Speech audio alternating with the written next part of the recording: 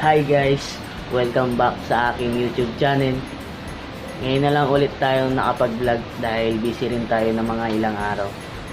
Maraming nagtatanong sa akin sa FB kung anong mga recipe ko dun sa Twinkles. Ngayon, gagawin natin yun. Papakita ko sa inyo kasi yun din yung mga bini-business ko ngayon, pati yung Peachy Peachy. Pero ang binlog ko yung chocolate Twinkles. Kung bago ka lang dito sa aking YouTube channel, please like, comment, and subscribe para updated ka sa mga videos na i-upload ko. Shout out nga pala kay Ate Jackie. Hi po, ingat po kayo palagi. Salamat po sa suporta nyo. Bago natin umpisahan guys, ipapakita ko muna sa inyo yung feedback ng mga nakatikim na ng crinkles.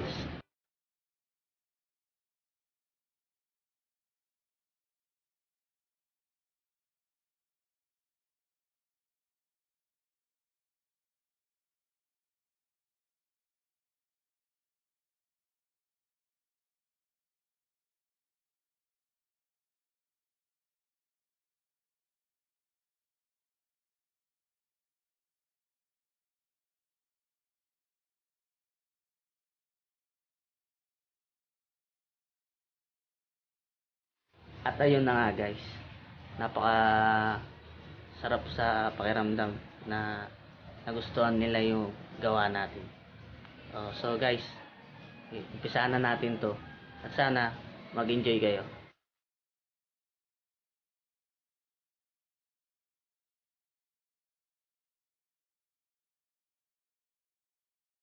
Ilagay muna natin yung all-purpose flour.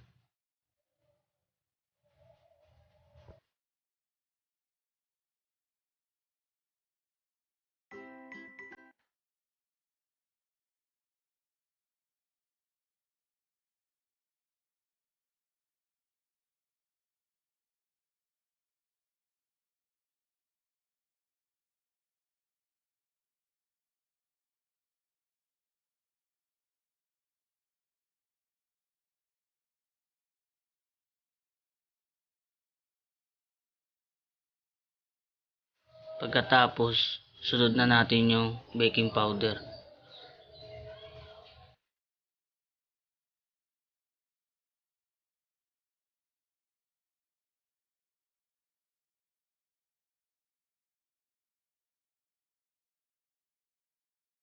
Itabi muna natin.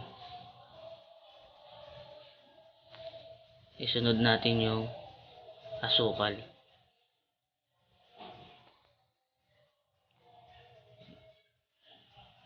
Naubusan na ako ng white sugar kaya wash na lang muna yung gagamitin ko.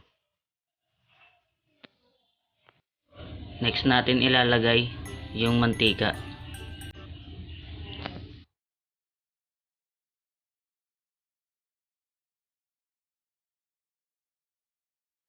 Imimix lang natin sila.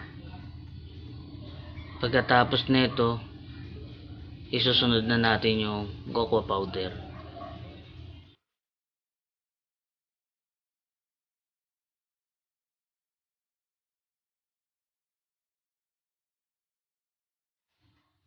Ang gamit kong cocoa powder, yung Dutch. Masarap kasi yun eh.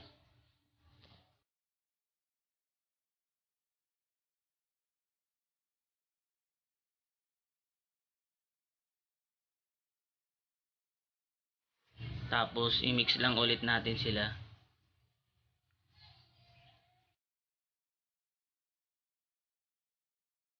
Kapag okay na na-mix na natin sila, tsaka natin ilalagay yung itlog. Ang paglagay ko ng itlog dito ay paisa-isa lang.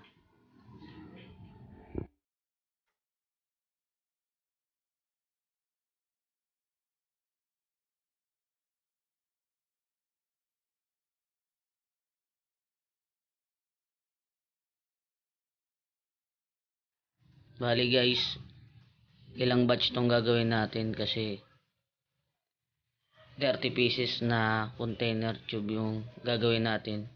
Bali itong recipe na pinakita ko sa inyo, Bali 8 pieces na container tube lang ang magagawa natin dito.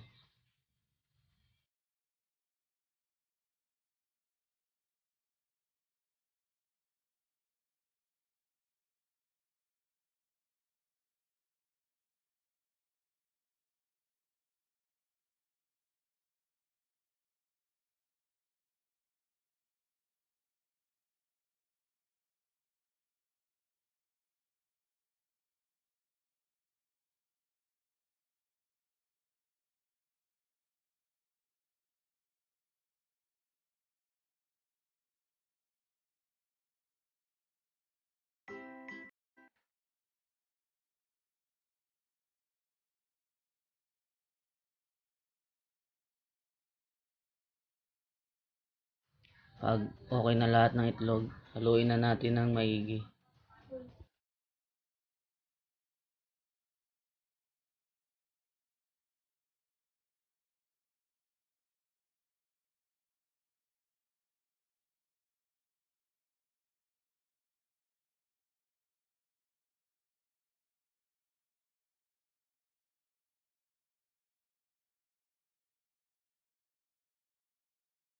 Okay na to guys. Ilagay na natin yung all-purpose flour.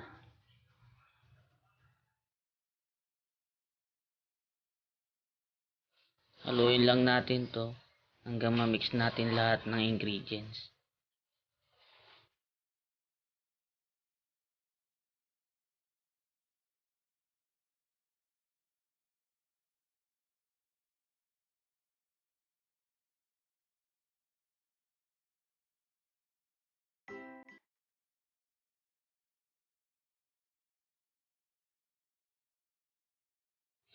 Ayan guys, okay na siya. Ililipat ko lang siya sa ibang lagayan.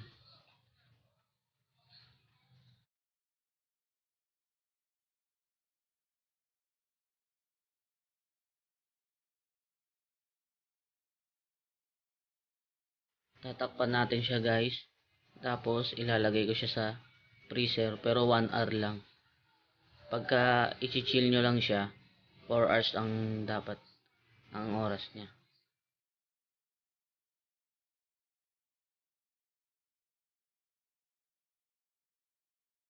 Ito na siya guys, okay na, 1 hour lang to. Ang gamit kong pang scoop, 1 teaspoon.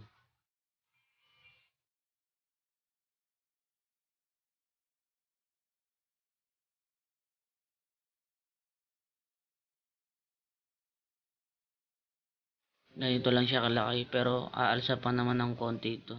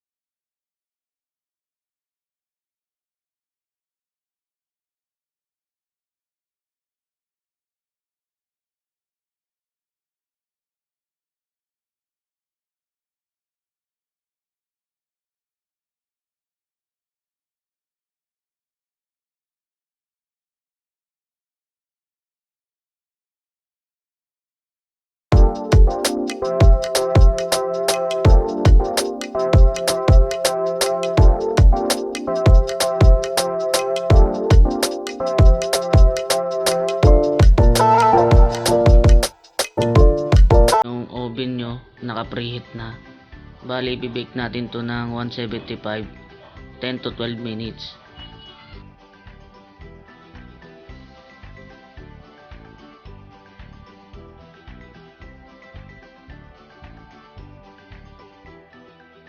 Ayan guys, luto na siya. Palamigin lang natin. Pag malamig na, ilalagay na natin siya dito sa container natin.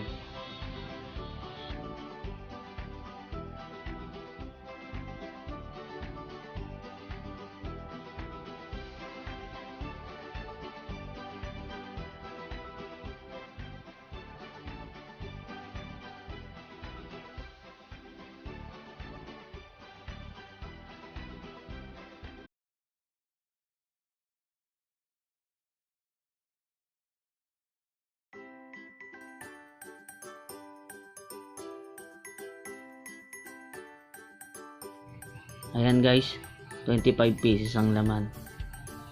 Bale, ito na yung mga nagawa ko. Hindi na na-videoan yung una kasi pinick up na. 18 pieces yon, tapos 12 pieces to. Sige guys,